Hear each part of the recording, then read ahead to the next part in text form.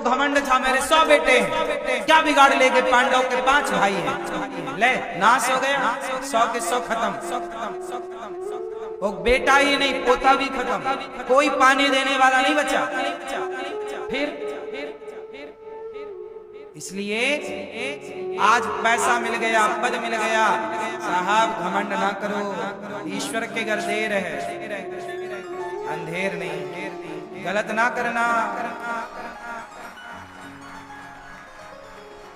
यहीं मिलेगा और वहां तो जो मिलेगा ईश्वर की अदालत में मिलेगा, यहां भी मिलेगा।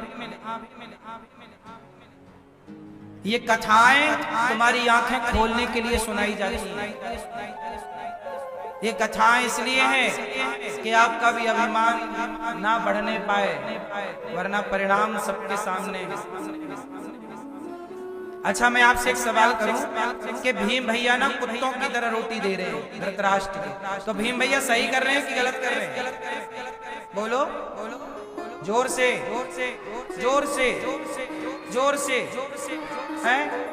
गलत कर रहे हैं। तो धृतराष्ट्र ने सही किया था द्रौपदी के कपड़े उतरवा के। ये वही धृतराष्ट्र हैं जो भीम को कहते हैं आजा तुझे गले लगाऊं, और गले लगाने के बहाने दबा दिया था उनके शरीर को। वो तो भगवान ने उस समय लोहे का खड़ा भीम दे दिया तो वो चूर चूर हो गया, वरना भीम को तो मार डाला।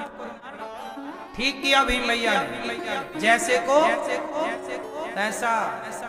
तुमने कौन सी कसर छोड़ी अत्याचार करने में? तुम सम्मान की रोटी खाने लायक काम तो करते, तुमने सम्मान की रोटी खाने के लायक कर्म ही नहीं किए, तो सम्मान की रोटी तुम्हें क्यों दी जाए? तुमने गलत किया ना साहब, तुम्हें अपमान की रोटी खानी पड़ेगी। यही नीति है, यही नियत है, यही ईश्वर का हिसाब है। तुमने सम्मान की रोटी खाने के लायक काम ही नहीं किए। तुम वही धृतराष्ट्र तो हो, लाक्षागृह में बंद करके आग लगवाई थी कौरवों को मारने के, जिंदा जलाना चाहा था। कुंती को और 5 पांडवों को जिंदा जलाना चाहा था इसी धृतराष्ट्र। सब पता था, दुर्योधन को रोका नहीं, लाक्षागृह में बंद करा के लाख का घर बनवाया था। लाख जानते हो, चूड़ियां पहनती है मैया लाख की, वो पिघलती है ना, उसका घर बनवाया था। 5 पांडवों को बंद कर दिया और आग लगवा दी चारों तरफ। वो तो विदुर जी ने एक गुफा बना ली थी, उन्हें पता चल गया था तो वो बच के निकल आए, वरना ही तो जिंदा जलाने का षड्यंत्र रचा। वही धृतराष्ट्र है। अब बताओ, आपको जिंदा जलाने का षड्यंत्र रचने वाले को सम्मान की रोटी कैसे मिलेगी साहब? इसलिए सम्मान की रोटी चाहते हो ना, तो अच्छे काम करना सीख लो, वरना फिर अपमान की रोटी मिले तो पर दोष ना देना किसी को, क्योंकि तुम्हारे कर्म सी लायक। जैसी बुढ़ापे में सास को बहू ना फेंक के देती है, बुढ़िया खा, वैसे हम प्रार्थना करते हैं कि हर बूढ़ों का सम्मान होना चाहिए। लेकिन जब आप अपने पावर में थी तब तो ने बहू के साथ अत्याचार किया कि नहीं? सासें भी कम नहीं होती, बहू को पेरे डालती, परेशान करती। कई सासें तो ऐसी हैं अपने बेटे से बहू को पिटवाती हैं, बेटे से बोल बोल के कि तेरी पत्नी देख ऐसा कर रही है, बेटा गुस्सा हो के पत्नी को जड़ता। बहू को क्या लगता है, बहू फिर बाद में निकालेगी बुढ़ापे में पूरा मजा। इसलिए तुम अच्छी सास बनो, घटिया सास बनोगी तो फिर तड़पोगी रोटी के लिए। फिर ये दोष बहू का नहीं है।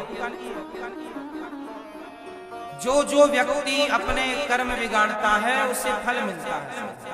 कोई, ये हम नहीं कह रहे, रामचरितमानस में स्पष्ट एक चौपाई है कि कोऊ ना काहू को सुख दुख कर दाता, निज कृत कर्म भोग सब भ्राता।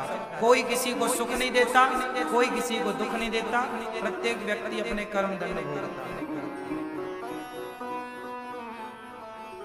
इसका मतलब ये नहीं कि बहू तुम सास का अपमान करने लग जाओ, क्योंकि आज तुम अपनी सास का करोगी तो कल तुम भी सास बनोगी, क्योंकि ईश्वर सबको देख रहे हैं, सबके कर्म सामने आने हैं। बोलो हाँ। लाख आंख से देख रहा है तुझे देखने वाला, हाँ मेरे मालिक की दुकान में सब लोगों का। तीर्थ यात्रा में तीर्थ यात्रा काहे बने? तीर्थ बने।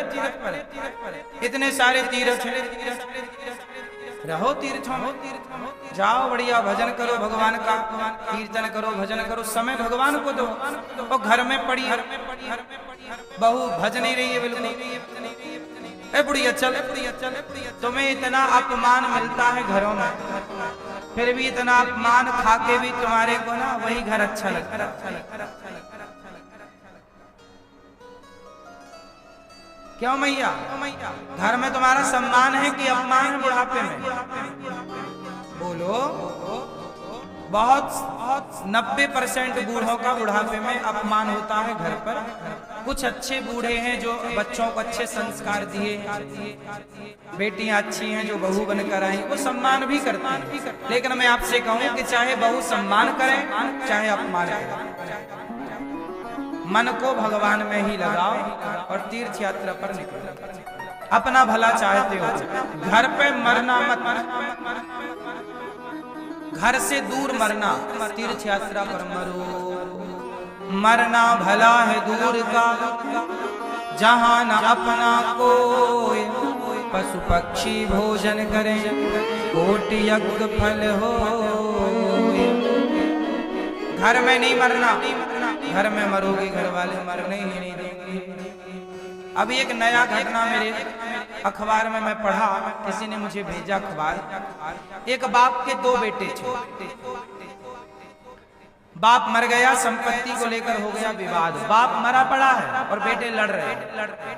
तो परिवार के लोग आए, गांव के लोग आए, बोले कि सुनो विवाद बाद में सुलझाने लेना, पहले बाप मर गया उसका अंतिम संस्कार करो।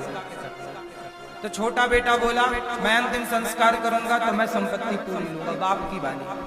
बड़ा बोला मैं कर रहा हूं, छोटा बोला नहीं संस्कार मैं करूंगा, क्योंकि संपत्ति दोनों को चाहिए थी, बाप के नाम पे कुछ रहा होगा है? तो फिर दोनों ने नहीं माने साहब, कई घंटों लाश रखी रही, तब फिर फैसला दोनों लड़कों ने लिया, एक काम करो बाप को 20 से काटो। देखो मरे हुए बाप के साथ बोले इसे कमर से ऊपर काट दो और आधे का तुम अग्नि संस्कार कर लो, नीचे वाले का एक कर ले, ऊपर पक्ष का एक कर ले, और संपत्ति दोनों 50-50 बांट लो जो भी है। बाप को काटने के लिए वो तैयार हो गए। तब फिर पुलिस आई, समझाए कि भैया तुम दोनों यूं ही ले लेना आधा, काहे मरे हुए बाप की गत खराब कर रहे हो। ये हाल है, ये आजकल तो बच्चे बाप आपसे कोई फर्क नहीं पड़ रहा, संपत्ति बस सब कुछ, बाप आप नहीं चाहिए किसी की। इसलिए तुम अपना भला चाहते हो तो पहले ही मन बेटा बेटी से हटाओ और चित्त भगवान में लगाओ। बेटे में लगाओगे कुछ ना मिलेगा, मर जाओगे बेटा बेटा करते करते। आजकल के बेटे 95% बेटे अपने माँ बाप की सेवा नहीं करना चाहते। आज सबसे ज्यादा दुखी माँ बाप ही तो हैं, और किसी से नहीं, बच्चों से। माँ कह रही है कि हमारा बेटा हमें माँ नहीं कहता, हमारी तरफ देखता नहीं। हर माँ बाप आजकल परेशान है। बात सही है कि गलत है? बेटा बात नहीं करता अपनी माँ से, बहू बात नहीं करती अपनी सास से। अब वो घर में अकेली बूढ़ी अम्मा परेशान हो जाती, जाऊं तो जाऊं। भाई बात करने वाला कोई हो तो मन लगे, कोई बात ही नहीं करे तो मन कैसे लगे? तो आजकल बूढ़ों का तो बिल्कुल नर्क सा हो गया है जी। इसलिए नर्क बनाया भी तुमने खुद अपने हाथ धरे। तुम बुढ़ापे में दोनों पति पत्नी जाते, 1 महीना जगन्नाथ जी रह के कीर्तन करते, दर्शन करते, सत्संग करते। जो पैसा जोड़ा था सारा बच्चों को काहे दे दिया? अब बच्चे नहीं दे रहे हैं तुम्हें चवन्नी। थोड़ा अपने पास रखो बेटा, तुम कमाओ, हम अपने पैसे से थोड़ा